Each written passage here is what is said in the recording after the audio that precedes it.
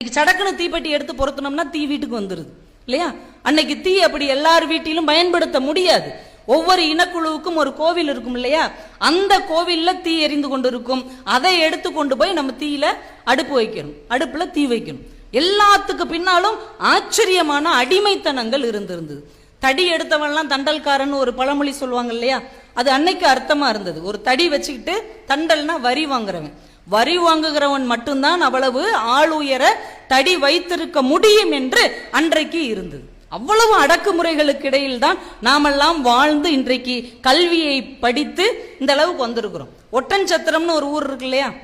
அந்த ஊருக்கு ஏன் அந்த பேருன்னு அவர் அந்த புத்தகத்தில் எழுதியிருக்கிறார். அது ஒட்டன் சத்திரம் கிடையாது, ஒற்றன் சத்திரம்.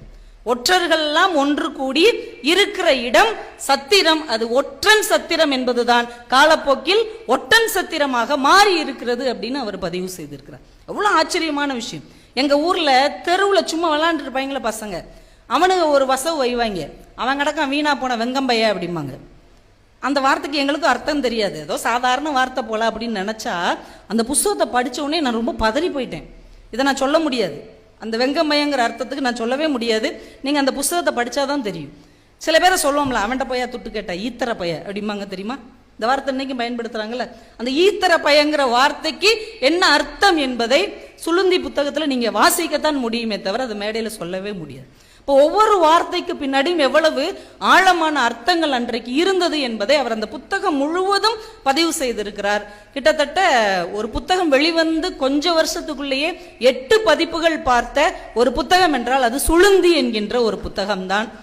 அதனால அந்த புத்தகத்தை நீங்கள் எல்லாம் வாசிக்க வேண்டும் என்று உங்களை ரொம்ப அன்போட கேட்டுக்கொள்கிறேன்.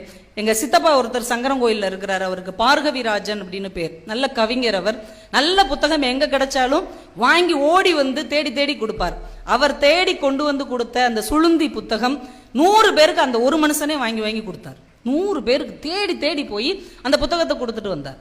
நம்மளுடைய மறைக்கப்பட்ட வரலாறு, நம்முடைய ஒடுக்கப்பட்ட வரலாறு, இதை நீங்கள்லாம் படிக்கணும்னு சொல்லி எல்லாருக்கும் கொடுத்தார். அந்த புத்தகம் நிச்சயமாக உங்கள் புத்தக திருவிழாவிலும் இருக்கும். நாளைக்கு வாய்ப்பு இருக்கிறவர்கள் சுளுந்தி புத்தகம் வாங்கி முதலில் படிக்க வேண்டும்.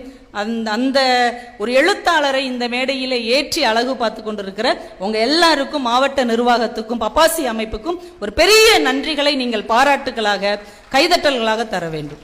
ஏன்னா நம்ம படைப்புகளை தானே மேடையில கொண்டாடுறோம். படைப்புகளை கொண்டாடினால் போதாது, படைப்பாளியையும் கொண்டாட வேண்டும் என்று ஒவ்வொரு நிகழ்ச்சியிலையும் ஒரு எழுத்தாளரை நீங்கள் நிறுத்தி இருக்கிறீர்கள் இல்லையா? அதுக்காகவே உங்களுக்கு ஒரு பெரிய நன்றியை நான் இங்கே தெரிவித்துக் கொள்ள கடமைப்பட்டு இருக்கிறேன்.